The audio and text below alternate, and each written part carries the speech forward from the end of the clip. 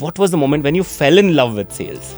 In my entire sales career, if you ask me what is the thing which gives me the most amount of joy, it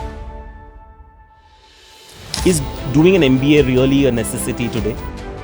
Imagine a day when all the sales guys go on a strike. आपको अपने काम की अहमियत पता है कि आपके काम के कारण 180 घर के चूल्हों में रोटी बनती है. No, 23 countries is what you sold in. Amit, तुम एशिया करो और धंधा लेके आओ.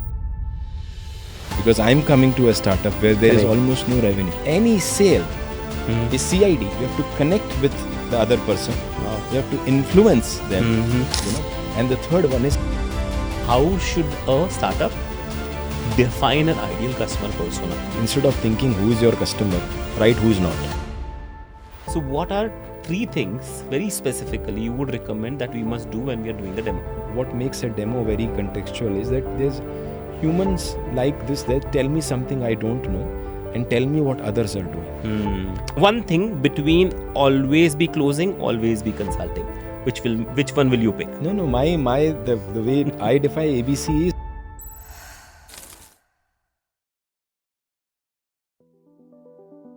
welcome to the Let's Talk Sales podcast. In this episode, we have with us Amit Agarwal, author of the book, The Ultimate Sales Accelerator. Well, we spoke about a lot of interesting stuff during the conversation. Some of the things that I liked was about how a sales professional adds tremendous value, not just to the organization, but to the society as a whole. We spoke about several skills, and one thing that I really enjoyed, I was blown off, was about how do you conduct a demo with your customer. Last but not the least, that I really enjoyed talking about was mental health for sales professionals. Let's not wait, let's take a deep dive, let's talk sales. If you are committed to becoming a top 1% sales professional, make sure you like, subscribe, and turn on the notification. Now, let's talk sales. Welcome, Amit, to the Let's Talk Sales podcast. I'm super happy to have you. I've known you, I think, for over 20 years now, and it's a pleasure to have this conversation with you. Thank you very much, Sharat. Very excited. Your topic of the podcast, Let's Talk Sales, is also very pertinent. Happy to be here. Amazing, Amit. Amit, so I want to begin with going back to history a little bit, right? I remember we met at Virtusa. That was a place where, I think I started my career, and I was deeply moved by the kind of people that I met. And at that moment, I did not understand sales as much that I understand today. But what was the moment in your life that defined or that made you feel that, this is the space that I want to be in? What was the moment when you fell in love with sales? Yeah, so I think after Virtusa, first of all, implicitly, as I reflect now, I think we all are in sales. As I've written in my book, I've spoken about it, because we all are selling either a product, service, or an idea. But since you asked, when did this thing, came to my mind? So after Virtusa, I joined a startup. All right. So when I joined a startup, I remember I was entering the small building, and the CEO cabin was there on the right, and I entered, and he immediately said, "Amit, tum Asia karo, है ना, और धंधा लेके आओ."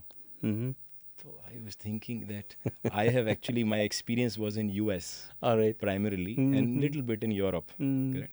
And also before joining this startup, there was a diverse role, holistic role, but not pure play sales. Got it. Okay? And here I enter a startup first day, and the CEO said, "Asia karo, acha karoge, dhanda leke aao."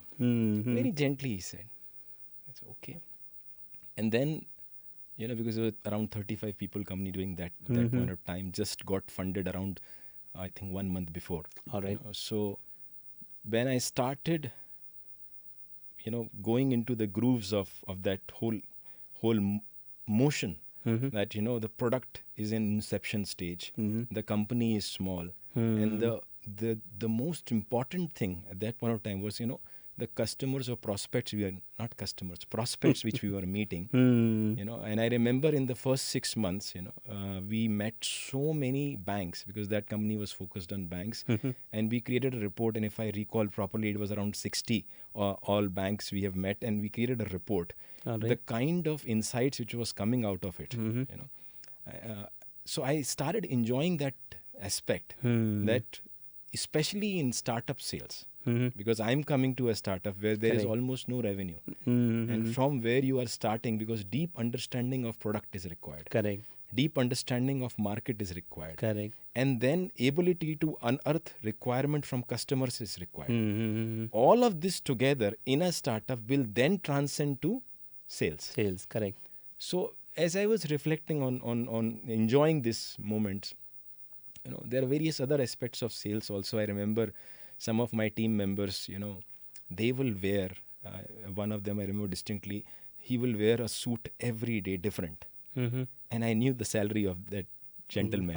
And I will wonder, what is he doing? And he will say, sir, ye to karna padta hai. Ye to acha lagta hai. There was another gentleman, at that point of time, he invested around 20,000 rupees in a suit. He said, we need to look good. So these are so many small nuances, and the most important, which if I have to pick one, is that when the deal comes, especially in a startup, for that matter, any company, but especially in a startup, when the deal comes, and that moment when the mail goes, the joy it creates in that company, that is in my entire sales career, if you ask me what is the thing which gives me the most amount of joy, it is sending that email. Lovely. So as I witness this across multiple startups, especially the first one, getting big logos, and creating that, most importantly, the joy within the company. That is the time, if you have to say, if you have to use even the word loving sales, although it was implicit earlier, it became explicit. Got it. Yeah. Amazing. And you coined this word called salespreneur, right? And I've heard so much about it. I've read your book, but every time I hear it from you, what salespreneur is, I think I again fall in love with that, the definition that you give.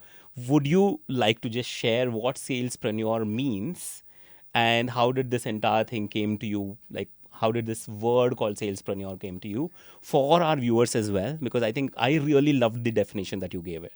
Yeah. So again, thanks for asking this. This is also a very, I'm very connected to this whole concept.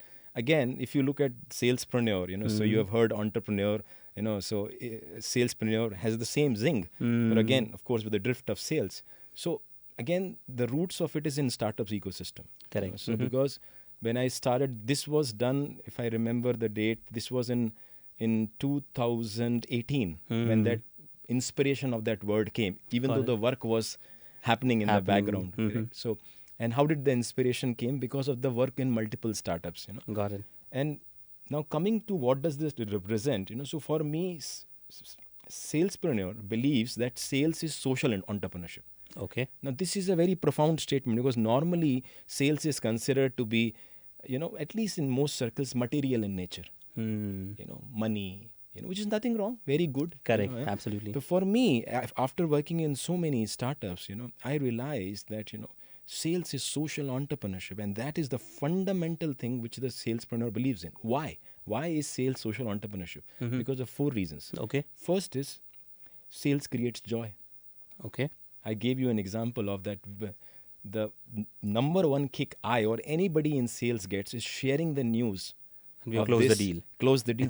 When the purchase order or the contract comes in any company, you see, small or big, only joy happens. Correct. Yeah. If there was a machine to measure the vibration of the company during that time, you will get a very high vibration. Right. The second one is livelihood. If you actually look at it, when a sales order is coming, a contract is coming, the salaries are getting paid. Correct. And this actually came to me very profoundly. I remember once in a startup, I was talking to some of my, I think 12, 13 team members sitting in a room. and I asked them in Hindi, आपको अपने काम की अहमियत पता है? So do you know the impact of your work? Correct. And they were looking at me, what strange question. Maybe he was there for some review, but what strange question. Nobody was answering. And then I said, कि आपके काम के कारण 180 घर के चूल्हों में रोटी बनती है. So because of your work, bread gets cooked in 180 households. Correct. Yeah. And then something shifted. Their faces, there was purpose, pride, on their faces. So that is the part of livelihood. The third part is customer value. So as sales owners, are we creating, whether it is tangible metrics beforehand? And then once created, are we measuring them? Okay. Along with our customer success teams, what is happening for customer value? And the fourth part is economic growth. Because if you actually look at any country's growth, what is it? It's sum of all sales. Depends on the sales guys, correct. All sales. So a salespreneur believes sales is social entrepreneurship because it drives these four things. Creates joy, fuels livelihood, drives customer value, and more importantly, drives economic growth. Correct. So that's the whole concept of salespreneur. Lovely. In fact, the last point that you said, I so very resonate with it, and I often keep quoting this, Amit, that imagine a day when all the sales guys go on a strike. What would happen? The entire economy of the country would actually collapse. It happened actually. COVID. Yeah. So I was reflecting on 2009. This book was published. The Ultimate Salespreneur was formally introduced in the book Ultimate Sales Accelerator, which was released in July 2019. Got it.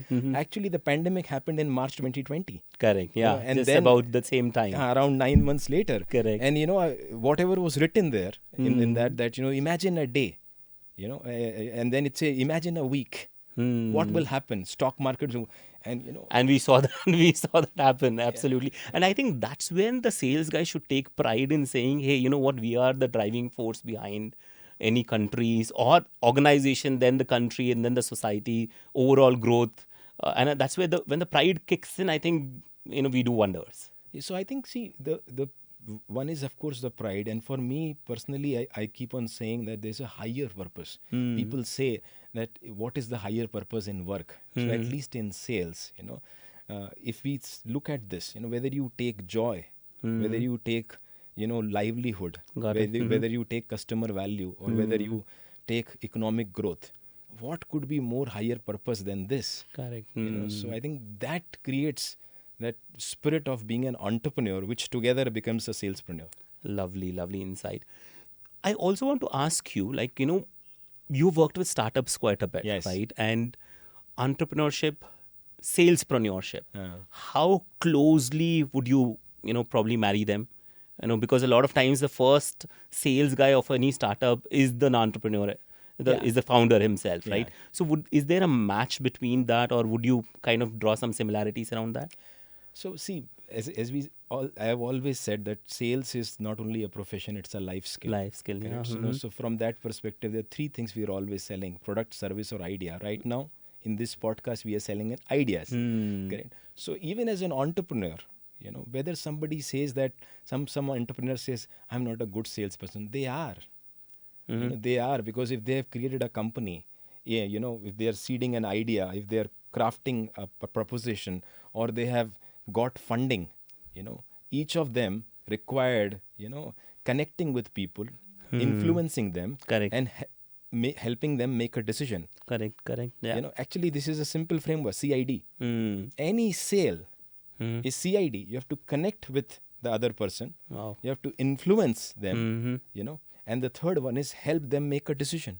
Lovely. CID, connect, influence, decide. Help them make them decision. So from that perspective, even an entrepreneur now is doing that. In fact, at a different level, getting a $5 million funding, $1 million, $10 million, it's a different level of sales. Correct. You're doing. Correct. I think where sometimes this thing comes is that, people think that, they are good in, let's say, one particular style of sales, which is this.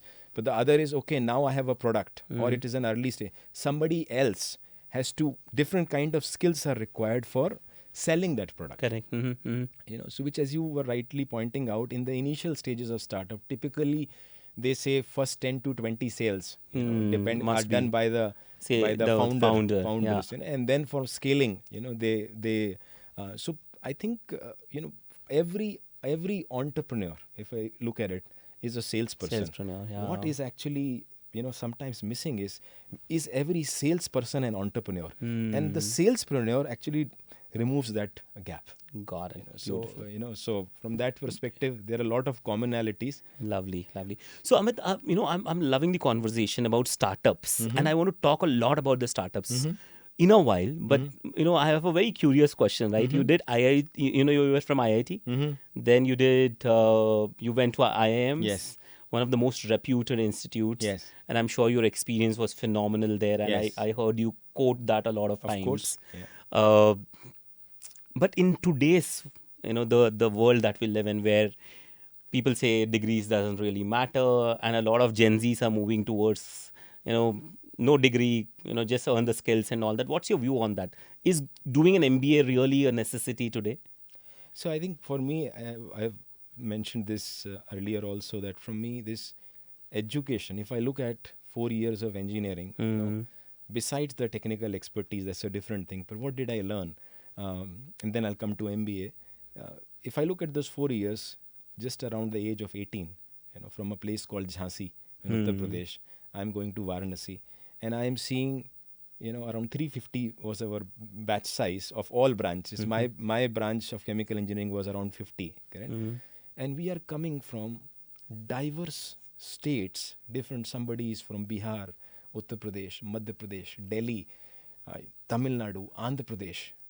Got it. And that experience of diversity, of living together in hostel, which is, I'm not saying that learning part is not important. That is, I think, excelling in diversity.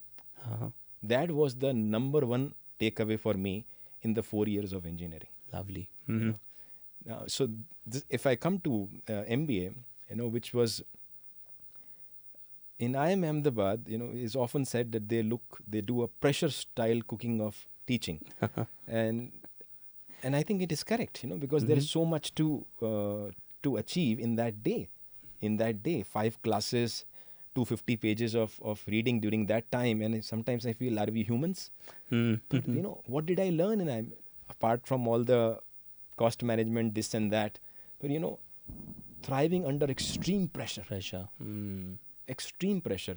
And that course, most of us were married, including myself. So the pressure added on?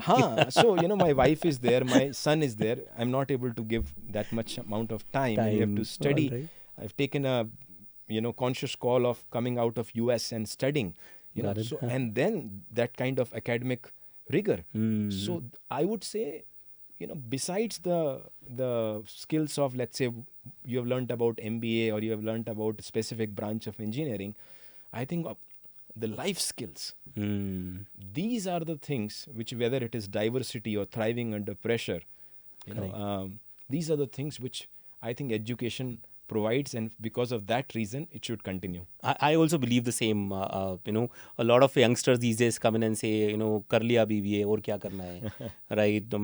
बस इतने सारे college जाके क्या करना है और, right? Sometimes they think that they want to take a break, and then the break continues forever, because once you get used to earning money, you're subconsciously telling yourself that not required.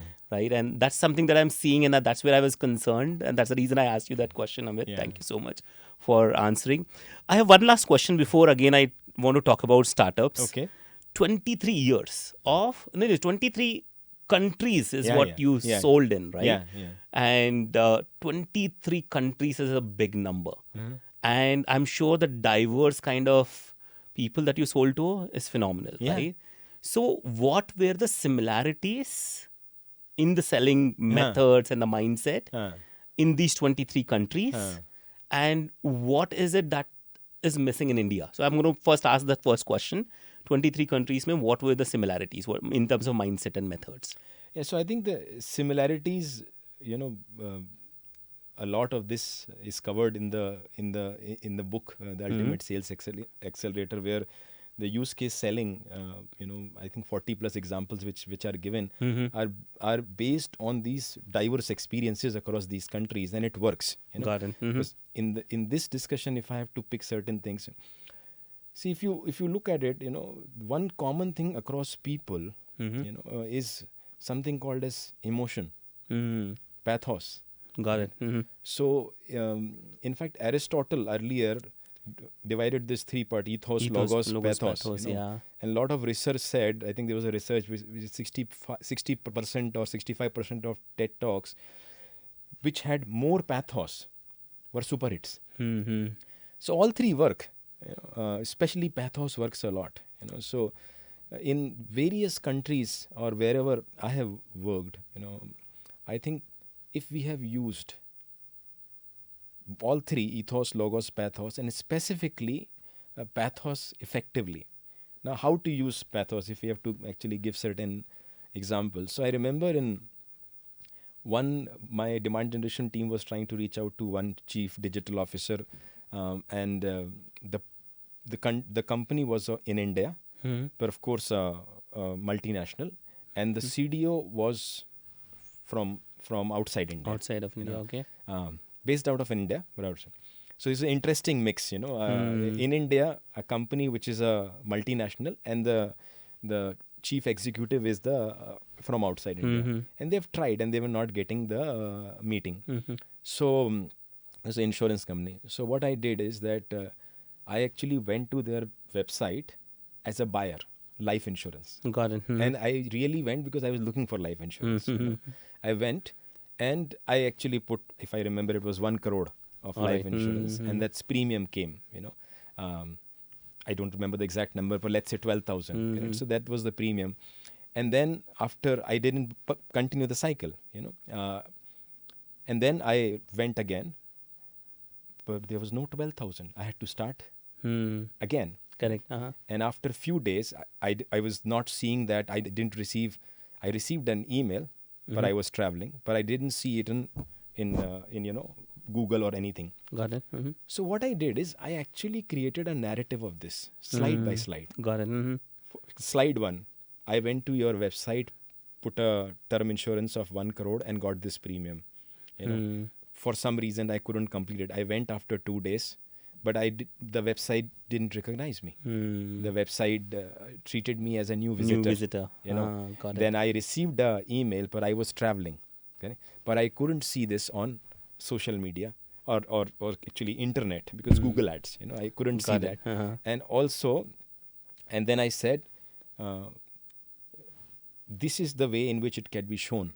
Got it. And then I said, there's another company A, who's using this and achieving 70% cost of acquisition reduction. Lovely. This was my entire deck. And the subject line of this was my buying experience in that company's website. That was subject line. Sent to the CDO and with CC to the head of digital marketing and chief data officer. Got it. And I sent. And I remember, I think within less than 20 minutes he replied to that email. And why did he? If you really look at it, look at it, what is happening? There are two fundamental human emotions. Correct. The emotion, one is aspiration, another is anxiety. Aspiration is of gain, and anxiety is of loss. Loss, correct. So loss is more powerful, but both are important. So if you look at it, if the CDO is there, first is typically a CDO. Do you think mostly senior executives are getting this kind of emails from salespeople? Do you think? I don't think so. Very less. Very less. So one is the novelty factor. The second is once the person opens, the CDO is knowing something about his business which he didn't knew. Correct. Or at least some customer or prospect has not brought to his attention. Yeah. That I'm coming to your website, you are selling something to me, I come again, you treat me as a new prospect. And when I go out, you don't again, and there are now solutions for that. So this is an example where emotion was triggered. We did close that sale, by the way. Correct. We did close that Lovely. sale. So similarly, in many countries, emotions is this emotion is a. I'll give you another example in Middle East. Okay. So there was a client in Kuwait We went there and it was supposed to be towards the closure meeting. So the CIO was of Indian origin. Every lot of other people were also Indian. Some others are from Kuwait, and the main economic buyer, who was in actual Kuwaiti dress, he was the economic buyer.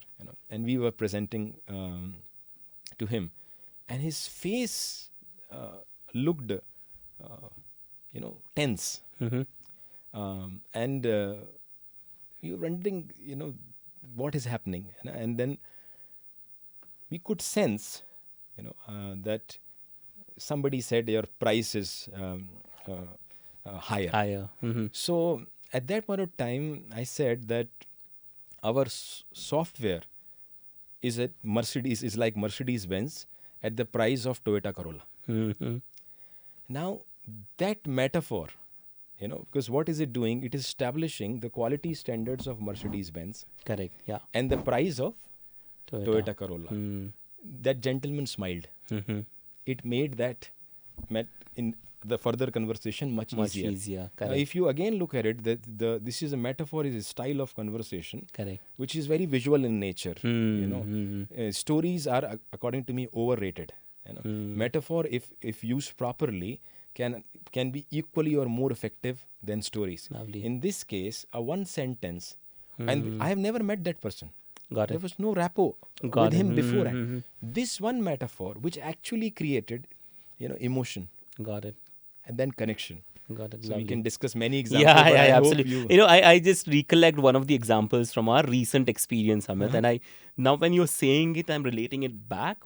So there was this automobile, huge brand, and we were doing the sales training. So as part of the entire plan, we actually went to their 12 to 15 showrooms across the southern region, right? So because we were training the entire southern India. And we noticed the pattern, right? And they weren't aware. We did the first level of meeting, and they brought out that they want to do some kind of a training. Then we said, okay, next meeting we'll be a little more prepared. We did this visit to almost about, I don't even remember the numbers, more than 15 of them. And then we made our notes, and then we presented this to them. And then you should have seen the triggers. And those triggers, actually, they were like, oh, how did this happen? Who was the person and all that? I said, that doesn't really matter. What matters is there is a challenge, and now we have to address. Correct. And I think that actually triggered the emotions. Exactly. And we went on to actually close the deal, and we had some good work done for them. I relate to the experience. That's exactly what I was trying to say, Amit. Lovely. So, Amit, let's talk about startups a little bit. Right? Your experience in startups has been like amazing. And when I see the startups today, a lot of them are chasing product excellence, right? And in your book as well, you've quoted product excellence and sales excellence, right? Yeah. So there are two things which are a must. Yeah. But when I go to this fest where the product is being pitched, the founders may not really be understanding how important sales excellence is. Right? So there's obsessed with the product is what I see a lot of times. So what suggestion would you want to give to a startup like that? Where should they start? What should be the start point for them? I think, again, when we look at you quoting the product excellence and sales excellence, I think from the book, sales, any product which has been created fundamentally is getting sold, or has to be sold. Correct. So whether it is product-led growth, Correct, or the other is where is traditional sales model. It has to be sold. So any company, cannot achieve sustainable growth without sales excellence. So, all right, let's talk about, Amit, let's talk about startups a little bit, right? In startups, I've seen this happen a lot of times. In fact, I was there at a startup fest recently, and I see a lot of them pitching their product. They're so much in love with the product, right? And they're chasing product excellence, like you say in your book, right? Product excellence, 100 on 100, right? But when it comes to sales excellence, and I talk to them off the stage sometimes in one-to-ones while we are networking, and I tell them, what's your GTM? What's your go-to-market strategy? Or what's your plan like from 0 to 1, 0 to 10, or 10 to 100? What's your plan like? And most of them have not even thought about it, right? So because you've worked with startups significantly, what would be your advice to startups which are just chasing product excellence? So I think, see, any startup which is created is fundamentally that product has to be sold. Correct. So even they may not use the word, but without sales excellence, a startup will not scale. Correct. So from that perspective, of course there are certain words like product-led growth, PLG, which sometimes they say, okay, we may not need as many physical salespeople Correct. or very senior salespeople because a lot of this is driven through product. But if you just decode the sales part, what is it? One is top of the funnel. Correct. And the second is mid funnel, third is closure funnel. Correct. These are the top of the funnel is basically the number of leads which are getting generated. Correct. Mostly this is done through the marketing team. Correct. So to me, anybody who is associated with generating revenue, when we say sales excellence, we are not separating marketing excellence and creating it separate.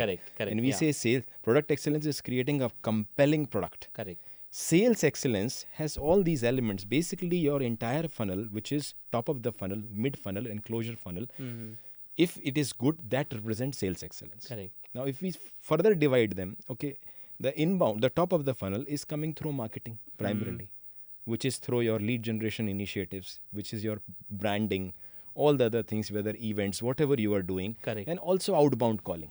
Correct. Because they're still there. Correct. Absolutely. So that is the top of the funnel, correct? Now your mid funnel is what percentage of your leads from top of the funnel is coming to the mid funnel, correct?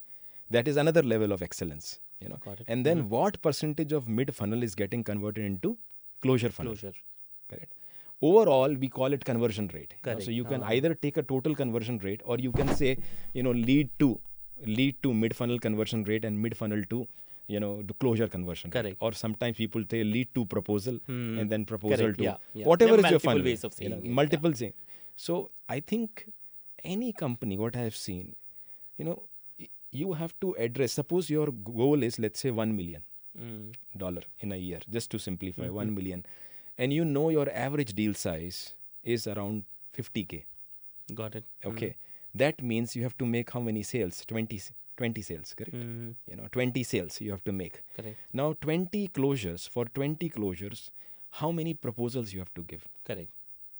Let's say, just for mathematics, it depends upon the company context. Let's say 3 out of 1. So that means you have to actually give 60 proposals. 60 proposals, right. Now, 60 proposals, that means how many top of the funnel you have to correct. get? Again, you have to take an assumption that every 4 lead converts to proposal. One It could be different. So 60 into 4, 240. 240, correct. Now, it's very simple. When we talk about sales excellence, very simple maths. You have to close $1 million. In this maths, you have to close 20 deals. For this, you have to give 60 proposals, and for which you have to do 240 leads. Correct. This is sales excellence. Correct. If you are doing this through, let's say, product-led growth, please do it. If you are doing it through no salesperson, please do it. Sales is still happening. Correct. If you are doing it through your website, because there are a lot of companies, a lot of things are happening through the website. Technology, yes. There are trials getting 15-day trial. Correct, But this maths will not change. The sales excellence is determined not by the means or how you are doing it, but through these metrics. Correct. So as a startup founder, I need to be really clear of these numbers. Absolutely. And if the numbers aren't there, we are just obsessed with the product, then we are going to fall flat. And then, that's where we see a lot of startups shutting down as well, Amit. Isn't that true? No, absolutely. So I think, see, when creation is such a space, you are also an author, you run a company, you'll say anything, or you're also an entrepreneur. Any creation, it is very normal for the human being to get in love or bit of attachment with that, which is good. At least love is good towards that product. I think the sales excellence, rather than measuring, that, okay, I have N number of people, this and that, if we measure these metrics, Correct. My goal, we talked about 1 million, it could be 100K. 100, yeah. Doesn't matter. Yeah. If you are doing 100K and for which you don't need physical salespeople, everything is happening through website, or you need a mix of this. Correct. because without sales excellence, product excellence is of no use. No use, correct. And in fact, I'm reminded of this guy. I'm forgetting his name, but he said something really amazing. He said, an average product, but an excellent sales team. Or a great product and no sales team, right? A lot of people are stuck between this because product is an evolution, right? It goes through phases. Like, there's no perfect product per se. Any startup that is there, the product evolves over a period of time, and then there's a lot of things that happens. But sales excellence has to happen the minute you realize that my product at least has reached a stage, right? That's where he said average product. Doesn't mean a poor product, but it's an average product, right? And it's in the evolution stage. And sales should start at that time instead of waiting for the best product to come out. What's your view on that? So I think, see, for me, as we refer to that product excellence and sales excellence, and if you do a 2x2 of it, low, high, if you look at the fourth quadrant, that's the best which space, is and the companies, startups or they may not be in the fourth quadrant in the beginning. Correct. Some may start only for, let's say, first 6 months, 1 year, they are only focusing on product excellence. And maybe their score, if it is 10, on product excellence, they are evolving from 4 to 7. Correct? And in sales excellence, initially, first 6-8 months, they are not even taking it to market. So it may be low. Correct? But the key part is, in fact, this is a very good exercise. Any startup founder should plot his or her company at least in a quarter in that graph. Got it. Where is it going? If the trajectory is not towards the fourth quadrant, then it is a problem. Correct. So for me, if we are selling something, this whole concept of one is average or I don't buy that argument. For me, it's very simple. There has to be a balance. So if you are selling a compelling product, you need to have compelling sales team. Correct. And sales team doesn't mean team, physical people. Whether it is website, when we talk about sales excellence, doesn't matter. Anything that drives sales. Sometimes it could be word of mouth. I'll give you a example which is a little different, in the space of mindfulness. Have you heard of Vipassana? Correct. Yeah, I have. So I would probably love to experience it sometime. I've not I had the courage, I would say, to actually be in Vipassana for 10 days. But you are from Hyderabad, correct? Correct, yeah. To my knowledge, the largest Vipassana center is in Hyderabad. Correct. I've attended one course there. So if you look at Vipassana, you will not see any advertising at all of that. There are typically 50 seats in a center for men and 50 for women, typically, barring some big centers. And they actually, for every course, 2 months before the website opens. And within few days, it finishes. If I look at it, is there a product excellence? Absolutely. Product excellence, Is there a sales excellence? Absolutely. They have sorted the top of the funnel, mid-funnel, conversion funnel. How does it matter that somebody is selling or not?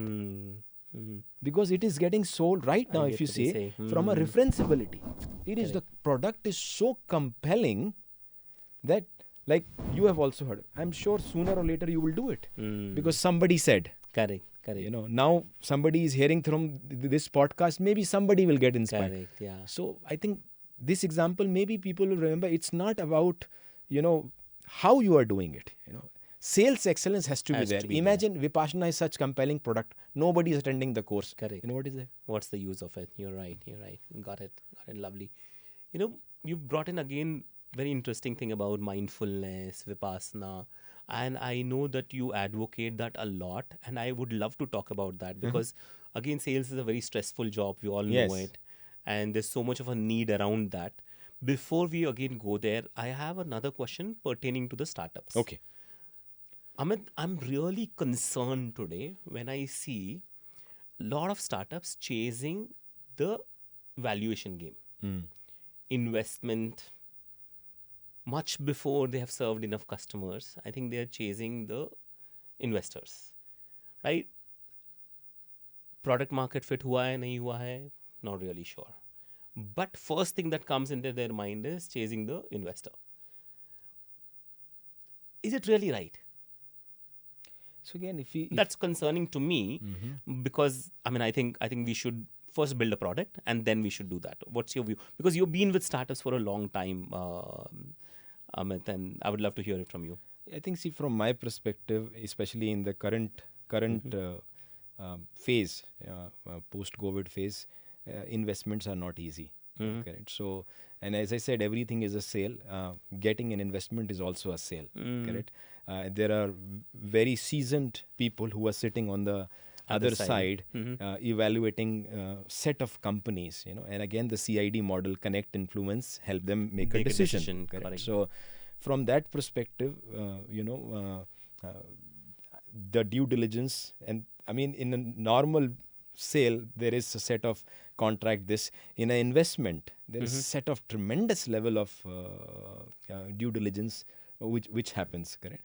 So from the perspective of if your product is not ready and somebody is giving funding, I think sometimes things are also blown out of proportion. Correct. Because the person who's sitting on the other side, they have also seen something in that company. There has to be something, otherwise, so from my perspective, such kind of investments, especially in the post-COVID environment, have become, relatively challenging. Right? So that only when there is a value which is seen, then it happens. Maybe it might have happened in the past when there was a wave of investment, but last 3-4 years I have not seen that. Okay, so you're saying this has happened pre-COVID, but now people are much more careful. That's what I am seeing, is that investments nowadays days, it requires a tremendous amount. It would have been past also, but when you are in a wave, there might be one or two instances here and there, but currently the amount of due diligence which happens, and they say complex B2B sales cycles are 6 months, 12 months, 1.5 years. The same thing is happening for a lot of investments. The sales cycles for that has increased. Interesting. So in startups, again, when we look at products or companies that are coming up, some of them, they've got huge funding, and I don't want to name them, some of the big brands and all that. They've been able to sell the idea, got the funding, and then next day they're shut. So are they smart salespeople or? Yeah, so I think, see, again, the concept of product market fit, which you mentioned, so typically, based on the product which we have, which a company has, so they say that can you get first 10 to 20 customers? Correct. Depending on the space which you are, Correct. the number may change, so they say getting to first $1 million, especially in software SaaS, is perhaps the most challenging. Correct. They say there are different pivots: 0 to 1 million, 1 to 5, 5 to 20, 20 to 50, 50 to 100. These are the different pivots which are there.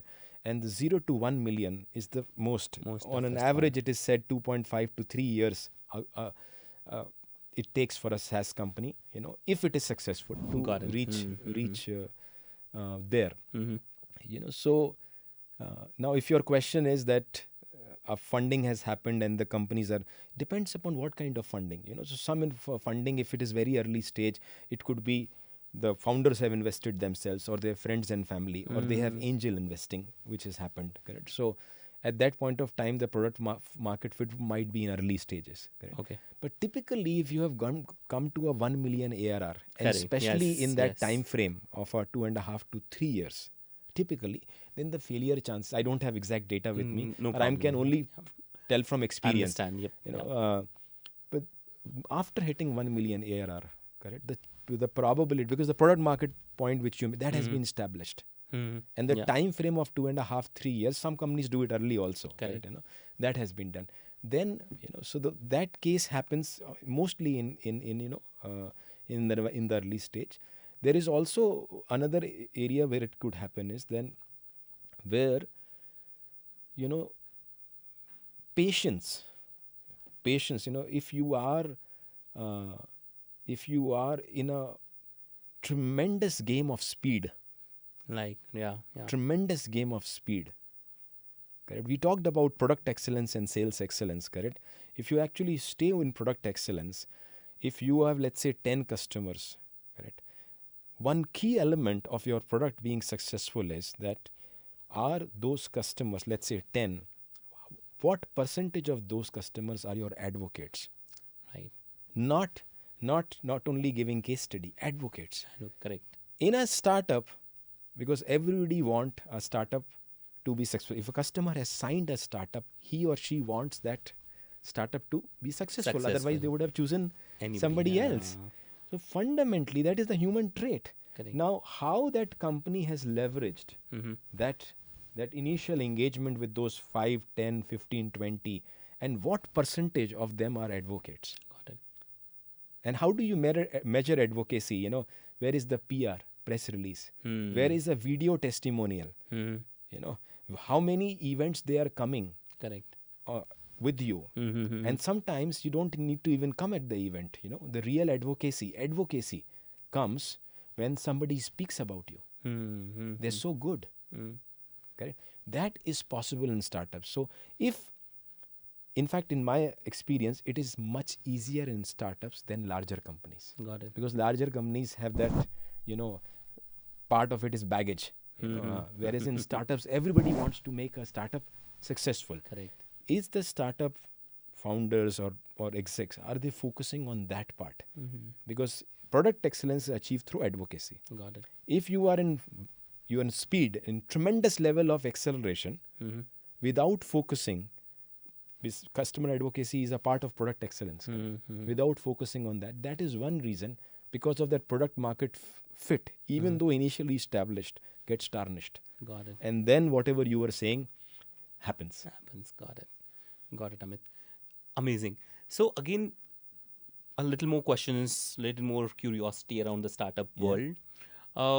So a lot of startups are now adapting AI, a lot of technology, a lot of interesting things are happening, and no two doubts that they are going to put us in a different league altogether. But do you think that the traditional sales will be lost in the need, or while we're chasing the AIs and the technological things that are happening, will the traditional methods will be lost? And when we say traditional sales, just help me understand. So traditional is typically, the human involvement a lot more, like a lot of people say today. I was at a conference and there's this guy who gets up and says, sir, whatever you do, AI is going to take over, right? So traditional call, meaning meeting with the person, sending the proposal, because all of this can be done with AI these days, right? So do you feel that at any given moment, the traditional human to human, the heart to heart sales will be lost? Yeah. So this actually, there's a report called Death of B2B Salesmen by Forrester. I think either 2014 or 2017, and that actually predicted, is very, very coincidental. They predicted that by 2020, 1 million sales job will be lost in US alone. They were not aware of COVID during that time. They predicted in that. Why did they predict? They drew a quadrant which said complexity of product and complexity of buyer dynamic. On x-axis, complexity of product, and complexity of buyer dynamic on y-axis. And then low, high, low, high.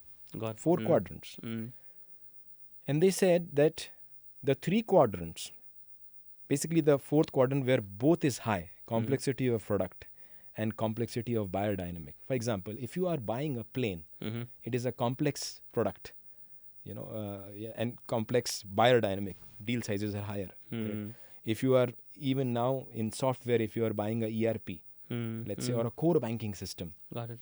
complexity of product is higher, and complexity of buyer, how many people are involved. Therefore, 4th quadrant. Right? So during that time in Death of B2B Salesmen, they said all the other 3 quadrants, where one is both complexity is low and the other 2, one complexity is high. These are the jobs which are, the sales, because of this, they are being automated. Got it. Before even the word AI got mainstream. And because of which, the sales job who are normal, they are decreasing. The 4th quadrant, which was, you can say, complex sales, which are both product and buyer dynamic is complex. They said, this is the place which will prosper. Got it. during that time, this before the AI, and they called something as, this is the salesperson persona is consultant. I call it specialist doctor. So they called it consultant, and they said this is a space where these jobs will increase. Got it. Because this will be high in demand. Other three quadrants, and therefore that 1 million sales job will decrease, which I'm sure because of COVID would have happened more than that. So they said that 1 million jobs would have been impacted, and because of COVID it would have happened. I think the key thing to note that the fourth quadrant, because even before AI it was because the e-commerce coming into picture, a lot of things we are buying online, this was anyhow happening. Correct. In my assessment, again, I don't have data, the fourth quadrant, which is complex sales, I think that is shrinking. Okay. Because in last few years, even before AI, softwares and lot of things are becoming simple. With AI, lot of things are becoming simple. Correct. So that those people will be needed. Complex sales, But I don't have data. In my assessment, that quadrant is shrinking. Got it. But that capabilities of, of if you are doing complex sales, if you are doing complex, those capabilities are needed. If you are not doing complex sales, then I say that number one sales skill is marketing. Number one sales skill is marketing. Even in complex B2B sales, that has been in one-liner. If you remove the complex part, if you look at the other three quadrants, how are they getting sold? Mostly through online channels. Correct, or. So all the connect, influence, decide. CID model continues not through a physical salesperson, but through website as a sales channel. Got it. Or any other thing. Got it. Lovely. Beautiful insight there, Amit. So let's move on and let's now talk about some very specific sales skills, Amit. For our viewers, it's very important to develop certain skills. And this segment, I really want to talk about some skills that they can take back as a go-to thing for them, right? Some learning for them, some solid learning for them, right? So, a couple of skills that I would like to ask, and you feel free to add on to this particular list. One of the things that we in a B2B segment is about ICP. The ideal customer persona that we must create, right? So how should a startup define an ideal customer persona? There are multiple models that are there in the market, but what's your go-to way of identifying or defining the ideal customer persona? I think so. This is one particular thing, a lot of people say cost of sales, correct?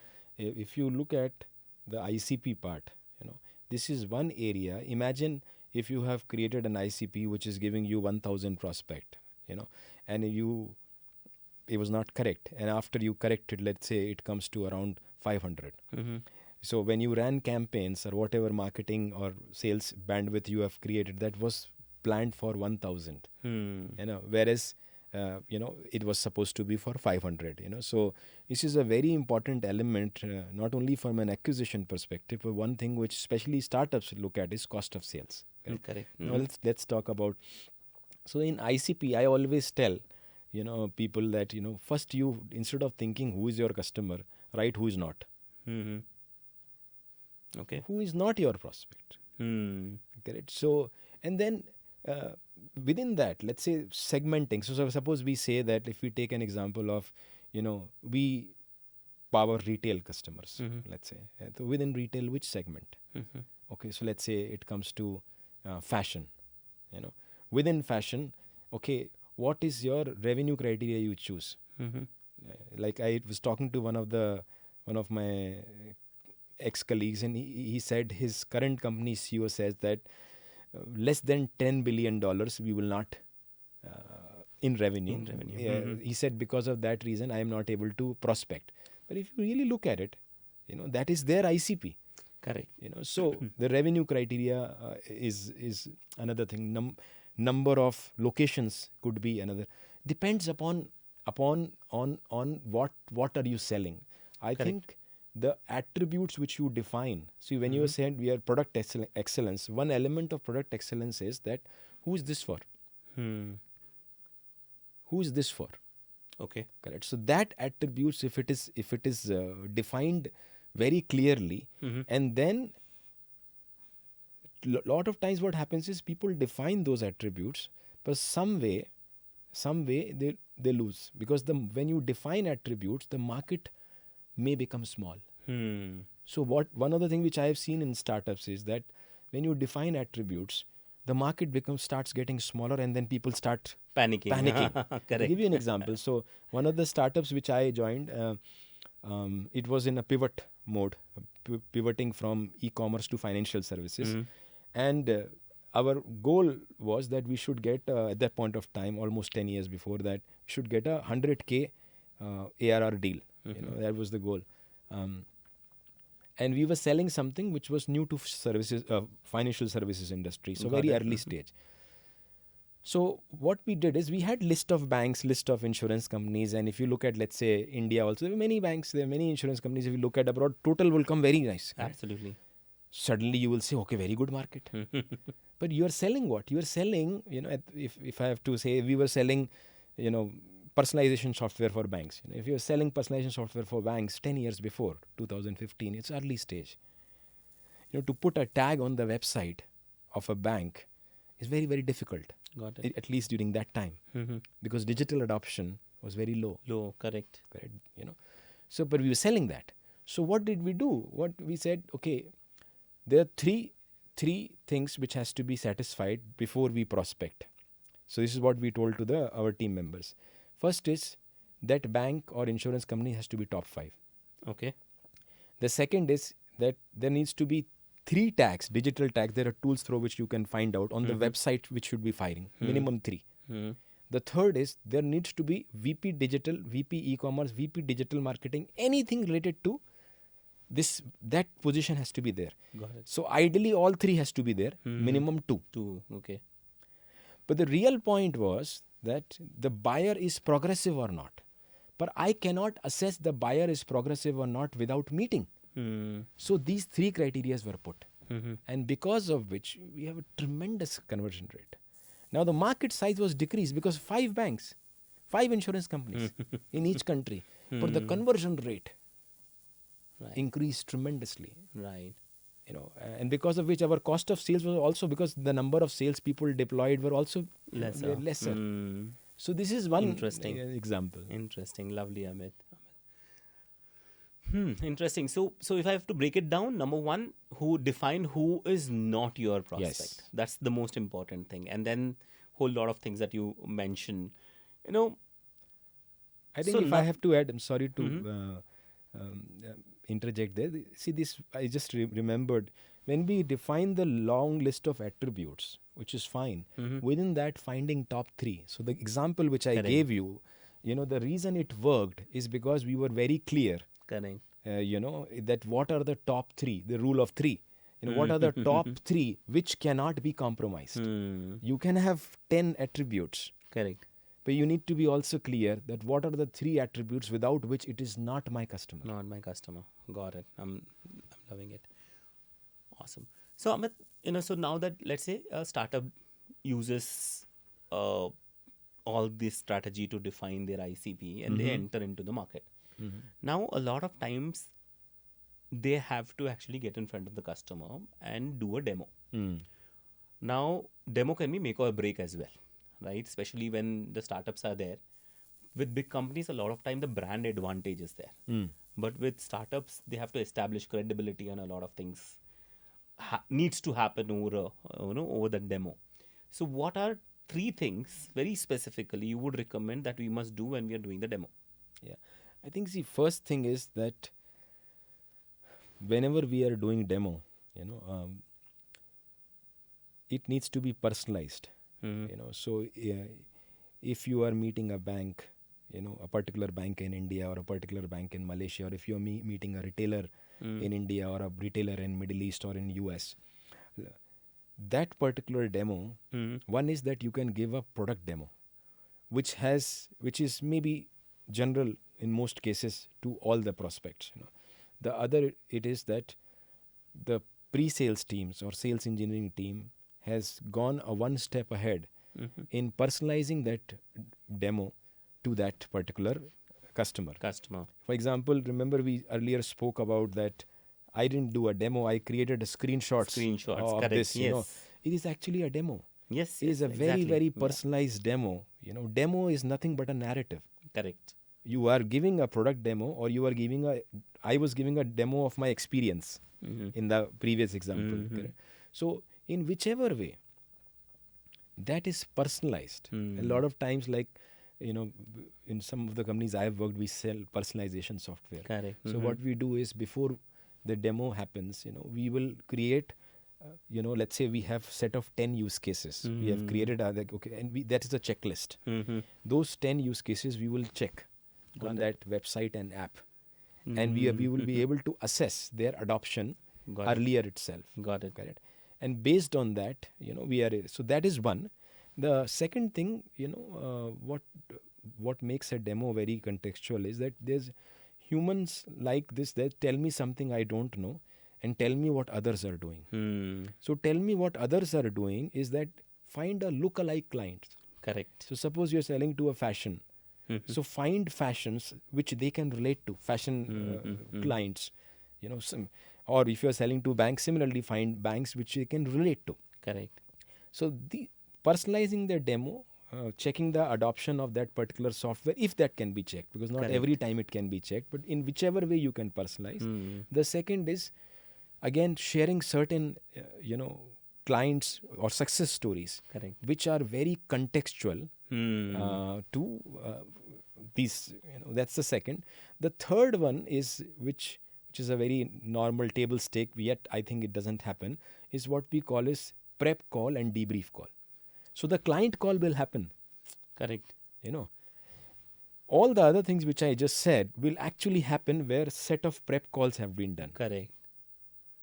Because personalization, deep level of personalization can happen only then. Correct. And debrief call is basically is an informal assessment of what worked. A lot of times, prep call is happening, client call is happening, but debrief call is not happening. Client call always happens. Correct. Correct. So I think these will be the three. Lovely, Amit. So let's say now, so we did the ICP wonderfully well, and we are in front of the customer and we did everything right.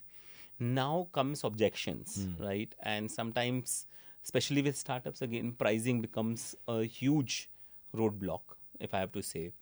And how do I deal with, if I'm a startup founder, how do I deal with, price objections where, they say you're a new brand and we can't trust you. So it's better you give me some kind of a discount. And especially when we are again handling, competing with big brands. Yeah. So again, depends upon products. Let's say if you are a, fashion startup selling clothes, that will not happen. But if you are, let's say, technology, if you are technology, then one of the ways people do this, again, the element is what there is a term called, and it came in the book called Jolt Effect. The term is called FOMO. Fear of messing up.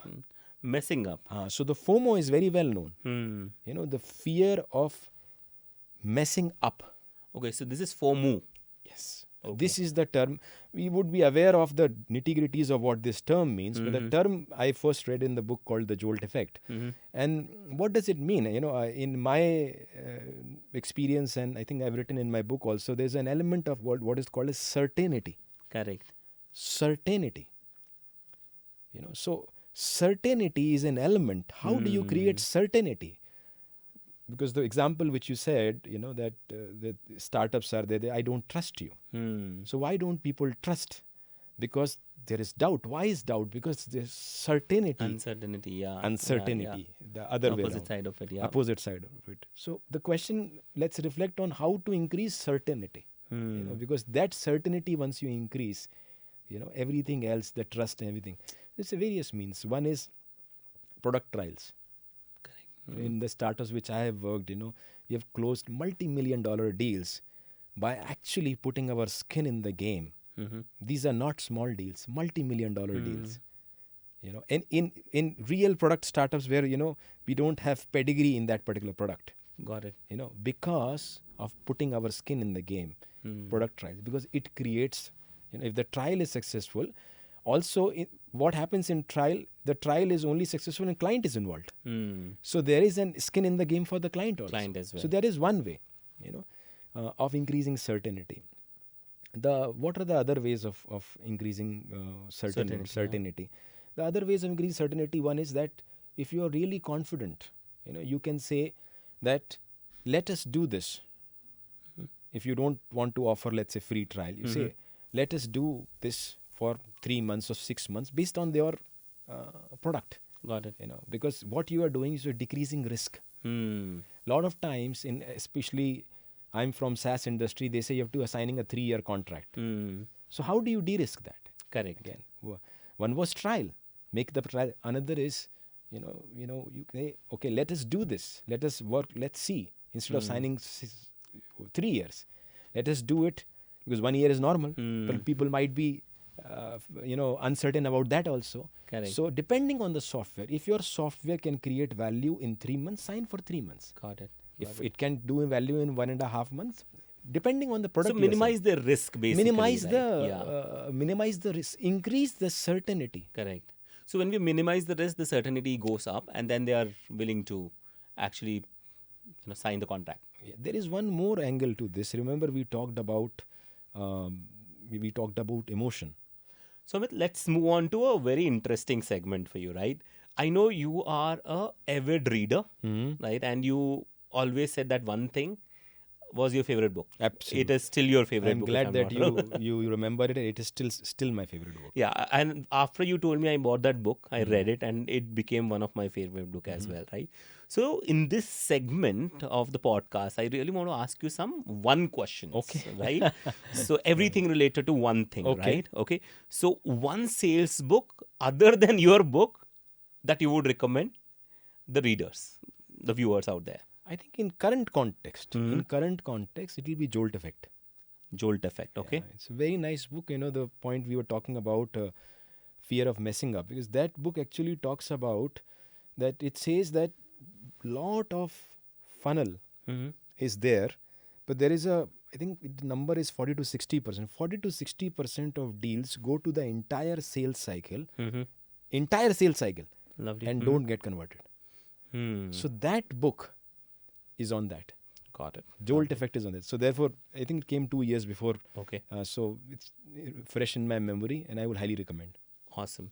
One sales metric that you think is a non-negotiable. Sales metric for me personally, since you said sales, is conversion rate. Because why conversion rate is, again, we took an example of 1 million and we broken down to 20 deals, and then we said 60 proposals, and we said then 240 leads, correct?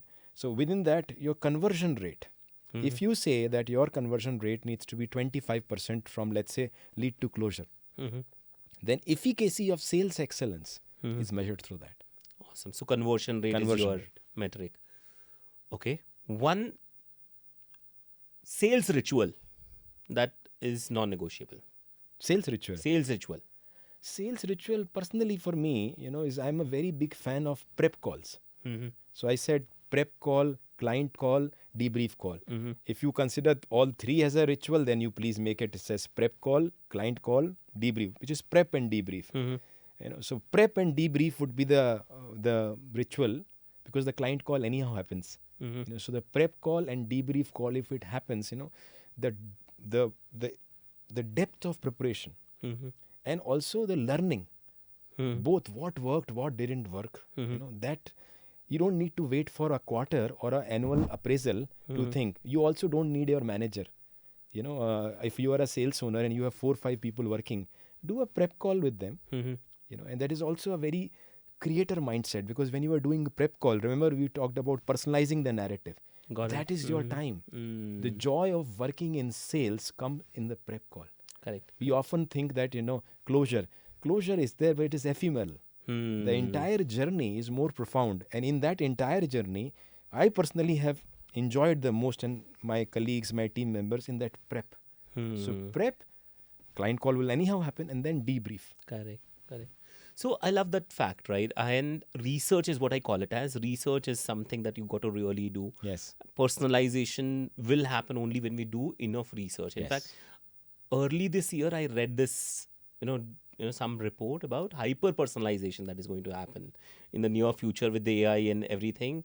It's not just personalization, it's going to be hyper personalization, and preparing, researching are going to be the thing that will take us forward. Correct. And I think a lot of guys miss that out somehow. Yeah. Right? All right. Amit, another very interesting thing between always be closing, always be consulting. Which one will you pick? No, the way I define ABC is always be connecting. Ah, lovely. Yeah, Okay. yeah. So it is not always be closing, Closing. and it's not always be consulting. Hmm. It is always be connecting, because if you are connecting, consulting will happen, and then closure will happen. Lovely, lovely. So connection is the thing that we should be focusing on. Yes. I'm loving this, Amit. So let's say a startup owner comes to you, Yeah, right? And he's doing everything right. yeah. What's that one advice that you would give him? Just one advice, and you have to give me this advice in one single sentence, okay? One advice for him to actually close 90% of his deals.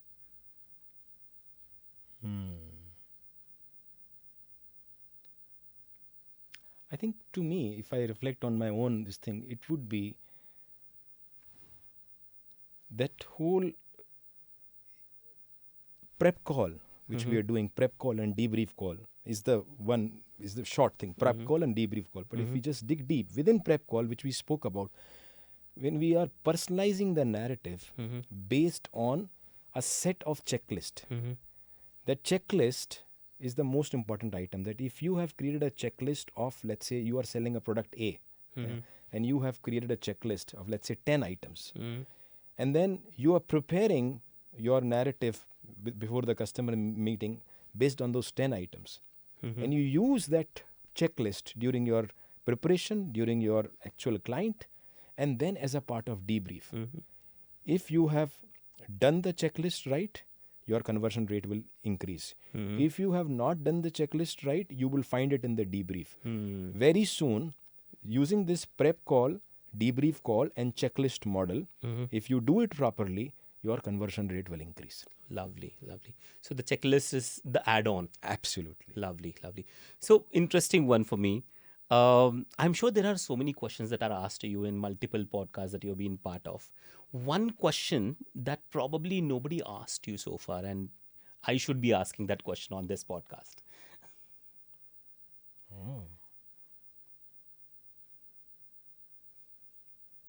One question which nobody has asked. Yeah. And I must be asking on this podcast. Yeah, I think the question which I don't remember explicitly being asked is that how do we handle mental health issues in sales? This has not been explicitly asked to me. And as you were pointing out, Sharat, earlier, that there is anyhow a lot of stress in life, especially in a sales job, because you can call it ownership of closing, or you can call it pressure. I like the word ownership.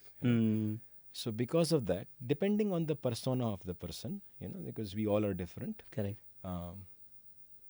stress can be created. And because of which I have seen tremendous mental health, and COVID was a reminder. I'll give you an example. It was one of the most successful sales guys I know. And I think I remember when he closed a very big deal, $1 million deal, I said, if complex B2B sales a book is written later on, you will figure in that. That was before COVID. It was April of 2020. I was talking to the same person. The person was outstationed in another country. And during that time, we were switching on camera, we were talking. And I asked him, "Aap kaise hain? How are you?" And he said, "Mere paas job nahi hai." And as his manager, I'm thinking, job nahi hai. I'm not saying anything. I'm just thinking in my mind, job nahi hai. Before I could say anything, he said, "Amit, I'm sitting here all day. You see, I'm drinking this green juice. I cannot go out. I can't meet customers. I don't have a job. Yeah. So there's another person I know who said, and COVID was a stark reminder of this. There's a person who was 70% on flights, traveling, and now he was especially during COVID time, he was zero travel. He said, Friday ko, our friends will come and we'll have in our balcony, we'll sit together, have some drinks, and enjoy. Now I'm alone. So these, they may appear normal, but especially the first one, I remember very distinct. Such a monk-like person, and when such instances happen, they can shake a monk-like person also. So these are clear signs of you can say mental wellness, and which I personally think that everyone, including me, correct, there's a percentage of mental wellness issues we all have. We just discussed a couple of them. Correct. Now, how to handle them, I think personally what I do is that Vipassana meditation is certainly 10-day meditation, mostly once a year I go, and regular practice of that I do. Of course, physical exercise, because it's not only meditation. Correct. Yeah. I walk. Typically, myself, my wife go for a 20-minute walk every day. That walk itself, when we are going, it's both physical and emotional benefits. Correct. So that is, and any other activity which a person. Some people, I remember one of my colleagues, he was a runner. He said, Amit, running is meditation for me. Correct. Yeah. Another colleague I just remembered, he said, he will come from somewhere, Singapore, and he'll come, and once I came to know, he drove to Hyderabad in his new car, drove alone. And when I spoke to him, he said, Amit, मुझे मजा आता है, ये मेरे लिए meditation है. Got it. So I think what specific, while meditation, physical, like these are common breathing exercises, these are common mindfulness practices which are of course beneficial. But in the age of personalization, if you know something else or something additionally work for you, correct. Use another very easy thing which anybody can do is Yogidra. So Yogidra is basically progressive relaxation. Correct. You can go on YouTube and you can find, I do Yogidra from Art of Living. Got it. So it's very nice. So for me as a salesperson, I have traveled. Before pandemic, it was 70-80% I was traveling, and even now when we travel, even though it is less, when I travel or whenever I am tired, I play that 20-minute recording, and while lying down, within 20 minutes, it says that Yogidra, it says that, it is equivalent to 6 hours of sleep. Whether it is equivalent to 6 hours of sleep or not, it is very refreshing. So that is, again, these are very simple. Yogidra is a very simple. Remaining, what else works for that person, whether it is meditation, running, walking, breathing exercises, or anything else, which is, I think, finding some other interest. Somebody wants to write, somebody wants to play tennis, something which acts as a mindfulness routine. Correct. I think that also helps us, like from a neuroscience standpoint, I think having a passion, and passion that not necessarily is turning into profits. Passion to dance, passion to play an instrument, dancing, right? Passion to go for a run or a long drive. Yes. Right? I think that side, the passion which is not actually turned into profit, I think that's a must for all of us. We a lot of times talk about passion turning into profits, but I think there has to be a passion which is to be lived. I mean, to be lived in that moment. That's it. I mean, and not think about profiting out of it all the time. That helps a lot, and I have seen that in my life as well. I think that has helped so much, because I love dancing, so I think that's something that I enjoy doing. Wonderful. I love going on long runs in the morning. Sometimes when the weather is pleasant. And this morning I was actually prepping for this podcast, so I was actually doing that as well. So I completely agree that these little practices shifts a lot. Yes. In fact, there are days when I lack mental clarity. Yes. Right? So I'm dwelling on whether I should use this as a way forward in my business, or I should do another thing. And that's when I go for a walk, and it gives me so much mental clarity as well. That's for me meditation, Yeah. right? And my wife keeps saying, sit down, close your eyes, meditate. And I'm like, nahi, mere ko jana hai walk pe, right? That is what my meditation Excellent. is. Yeah. Thanks, Amit, for sharing that. Amit, I loved the entire conversation, and thank you so much for sharing so many insights. But welcome, for Sharat. our viewers, Uh-huh. with all your experience put together, if you have to give them one insight that you believe can transform their sales career, right? And this could be anybody who's getting started or anybody who's midway in their sales career, right? One insight with all your experience put together, what would that remark be from your end? Last final remarks be from your end. Yeah, I think it would be from which we started, which is that I believe that, there's you know, typically I don't use the word salesperson, or in a lot of companies people call it account executives. I use the word sales owner. I want to use the word salespreneur. Correct? But salespreneur needs to be earned. So my advice to anybody who's looking at sales is, look at that sales as social entrepreneurship. Basically, how to become salespreneurs, correct? Got it. So if you look at sales from the spirit of social entrepreneurship, which is creating joy, fueling livelihood, creating customer value, and driving economic growth. If that higher purpose comes in that, whomsoever is evaluating sales as a career, then everything else, which is name, fame, money, will come. Awesome. Thank you so much, Amit, for all your insightful, lessons that you shared with your experience. I'm sure our viewers loved it. Thank you so much for being on our podcast. Thank you very much, Sharat. It's always a pleasure to speak to you, and this was very interesting, very thoughtful. Thank you very much. Thank you, Amit. Just a little token from our end. Thank you very so much. Thank you very much, Sharat. Thank you.